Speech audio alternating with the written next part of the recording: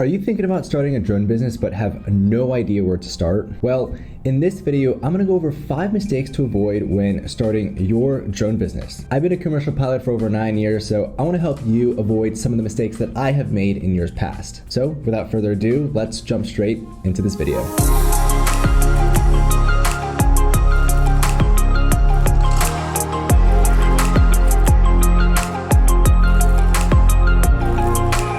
So mistake number 1 is skipping your Part 107. Back in the day when drones first came out, Part 107 wasn't a thing. There wasn't really any regulations at all when drones were first a thing back in 2007. Yes, drones have existed way before 2007, but in 2007, that is when DJI first came out with the Phantom 1, which was probably the hottest drone in the market that was somewhat easy to use, still had all of its problems. But when it comes to overall FAA regulation and US regulation of drones, it was basically the Wild West. There's nothing stopping anybody from just ordering one online and flying it wherever they wanted. These drones didn't have any geofencing restrictions, no authorizations, no identification, nothing. So FAA had to step in and figure out a solution to this problem that was happening with drones flying on airports and harassing people. Nowadays, the FAA has gotten a lot stricter about drones, and for good reason. Now, if you're not looking to make any money with your drone, you just want to fly it for fun, it only costs $5 to register a drone if it's over 250 grams, but that's not why you're watching this video. If you intend on making money with your drone commercially, whether it's an additional service that you provide as a photographer or a wedding videographer or just flying drones for general, even for YouTube videos, you need a Part 107 because it is considered flying a drone commercially. If you're caught without a Part 107 and you're operating your drone for a profit and the FAA finds out, you will face a very hefty fine and most likely lose any opportunity to get your Part 107. It's a very serious offense and people are caught all the time with big fines, big losses, and that is just something that you don't want to run into. Now, I haven't done that because I followed all the rules, made sure that I got my Part 107 and that I was abiding by all the rules and regulations that are in place, because that's not something as a 16-year-old when I first started, I didn't want to face a $10,000 plus fine, these crazy stories that I saw all over the internet. So you may be asking yourself, well, how do I study for the Part 107? Where do I go to get my Part 107 certification? Down below, I have a few links that you can check out for resources online to learn and go through some courses to get your Part 107. So check out the description down below for some of those resources.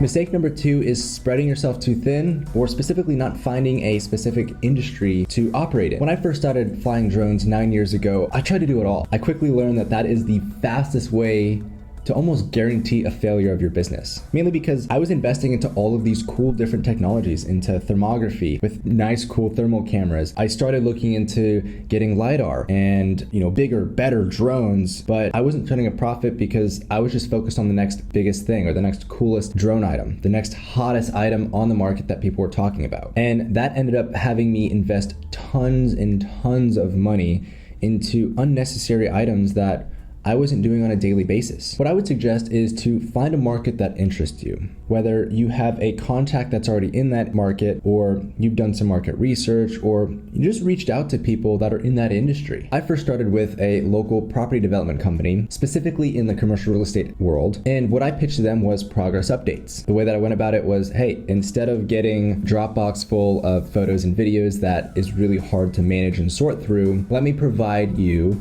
a virtual model of your work site. They were hooked on the idea. I did a few demos for them and the rest is history. From that point on, word of mouth spread of what we were doing. Other local property development companies wanted what we had, or at least wanted what the other companies were getting that they didn't have. So I found that jumping into that industry, understanding what pain points other people had, or at least other companies had, and saw how a drone could be that solution, I quickly adapted, overcame, and figured out how to create an entire business model around it. Now, there's other people in the industry that are heavily in the thermography side, where they're mapping solar fields and finding issues through thermography, which I think is incredible. There's other companies doing rooftop inspections with both photogrammetry and thermography. There's even people that are working with local police agencies to help them look for a missing person at night and do night reconnaissance missions and all kinds of different things. So really, I would just suggest doing a few Google searches and seeing what's in your area, starting from there and building upon that. This will not only help you save you from spending thousands of dollars on useless drone equipment, but this will allow you to do better research to understand what money you should invest to and what drones you should get, as opposed to just paying for all of it. Mistake number 3 is not getting drone insurance. Oftentimes, this is the most overlooked component when starting a drone business. A lot of the time, people think, oh, it's only a $1,500 drone, that's easy to replace, but that's not really the point of having drone insurance. What people are not thinking about is, what if that drone causes damage that's greater than $500? What are you gonna do then? General liability insurance is something that a lot of companies ask for. At least in my experience in the companies that I've worked with, they've all asked for at least a minimum of $1 million policy when working on projects for them. It's not only for the peace of mind of the client, but you as an operator, you are obligated to fulfilling the roles and responsibilities of whatever the client asks of you. And if that means you need to have insurance, then you need to have insurance. Now, unfortunately, there's not a lot of companies that cover drone insurance. I've tried through Geico, through State Farm, and through a few other companies where in the past there was a loophole to be able to do it. Now, I'm not sure how it is now because I use skywatch.ai. I've been very happy with their service and they've come in clutch a lot for me.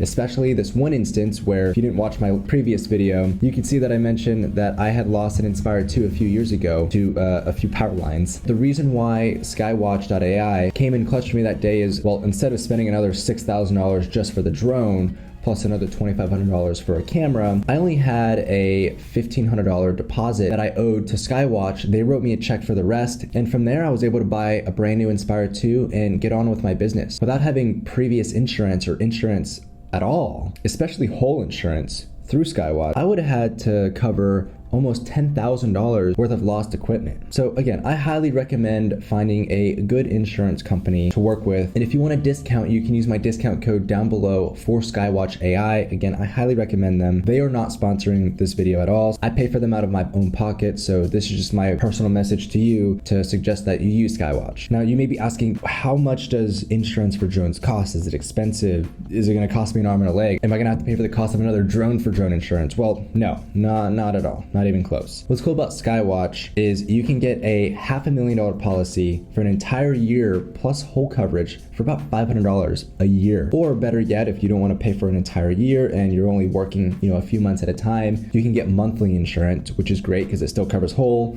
insurance and still gives you that general liability coverage. And best of all, if you only need insurance for your flight, they start at $7 a flight for insurance. So it's really affordable. It's really a no-brainer, especially operating a drone business. I would take a look at Skywatch. There's a few other companies out there. Just my suggestion of making the mistake of not getting drone insurance. Mistake number 4 is trying to do it all yourself. Now you may say this sounds a little similar to mistake number 2 of spreading yourself too thin and trying to do everything, but really what I mean about trying to do it all yourself is the actual capture, the actual flights. As the industry starts to move towards more automated flights, such as drone mapping, LiDAR capture, even thermography on solar fields, like I've said before, it's probably a good idea to take a look at some softwares that can help aid in providing better quality of services across the board. On top of that, it's not just about the data that you capture, but also how you can analyze it and present it to the client. Now you're probably asking yourself, what do you mean by data analysis? Well, in the past, data analysis used to mean just looking at the photos that you threw in a Dropbox or just looking at the video, and that's just about it. You'd be able to see what's going on, but you didn't have that full perspective. That's why back then drones used to be such a commodity, and why software has helped pioneer the new way of looking at drones and their capabilities, what they're able to provide, not only as a service, but also the data that you can pull from all of these different metrics, such as the photogrammetry, like I've talked about in the past, where we can do pavement reporting. We can look at incredible detail on the property. We can even do some basic agronomy and see if plants on property are dying. I mean, there's so many things that you can do nowadays with software. It's really important that you invest the time, effort, and money into a good piece of software to help you in those industries. Providing photos and videos just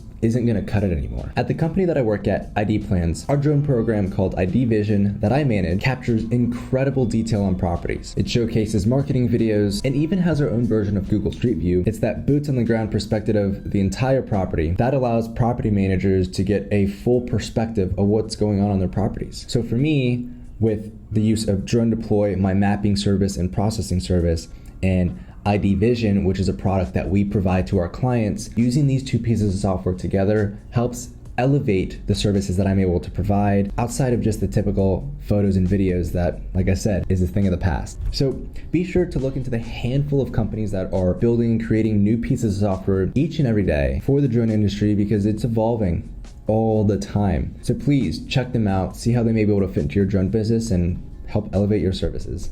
Last but not least, mistake number 5, and that's avoiding drone maintenance. After flying drones for over 9 years, it's safe to say that prioritizing maintenance done in your drone is extremely important. With my over 10,000 hours of flights with drones, it's safe to say that I can tell when a drone needs some maintenance. I recently just went through an extensive maintenance program with all of our drones. We just had a massive project with our fleet of Inspire 2s that were up in the air for 6+ hours a day, 7 days a week for almost 2 months straight. With the Inspire 2 being a little bit more sophisticated of a drone that has a whole lot more moving parts compared to, a drone like this or a Phantom or any other drone, it's safe to say that there was some wear and tear on these drones. Additionally, having a good maintenance program is crucial to running a drone business. Imagine if you've never gotten an oil change in your car and you've been driving it for 5 years straight, putting about 20,000 miles a year on it. Yeah, that's a lot of driving, and I'm surprised that that car is still running. Now, imagine if that car had broken down on you. You're gonna go and take that car to the dealership or to an oil change place. They're gonna look at it and tell you, wow, you have $40,000 worth of damages on this vehicle because you didn't take care of it. And that car is not even worth $40,000. So take that same concept and apply it to a drone. Sure, a drone may only cost you $1,000, but if you don't get it maintenance properly and something happens on the drone, well, that's your fault. And secondly, it's part of your responsibility as the remote pilot in command to make sure that your drone is in good operational condition before you fly it. And you need to do this every single time you fly. Because if you have a chip in your prop or your battery doesn't seat properly and could or could not pop out, or you have a puffy battery or the gimbal just doesn't really want to work, that's on you. And the chances of that drone failing you is really high. And the worst thing that you would want to happen is for you to not be able to fly for a few days because you didn't take care of your drone. And the biggest thing about not keeping a good maintenance program with your drone is, if it does fall out of the sky and you do an insurance claim on it, the insurance company is going to ask for a flight log. And if it can tell that the drone has been giving you maintenance alerts or anything on the drone was an issue, they're going to see that in that log, and they're most likely not going to help you out because, again, at the end of the day, it's your fault that you didn't take care of your equipment. And secondly, it violates your Part 107 certificate. Overall, just make sure you have a good program. What I've been able to do is I've partnered with my local distributor. I have a really good relationship with him. So have a good maintenance program in place, and it's going to save you a lot of headache and probably time and money too. These were my top 5 mistakes to avoid when starting your drone business. If you liked it, please be sure to give me a like. If you have any questions, comments, or concerns, I'd love to engage with you down below in the comment section. So please drop a comment. And if you want to see more videos from me in the future, be sure to subscribe because I've got some very exciting stuff in the works that revolves around the drone industry as always. So I will see you guys in the next one.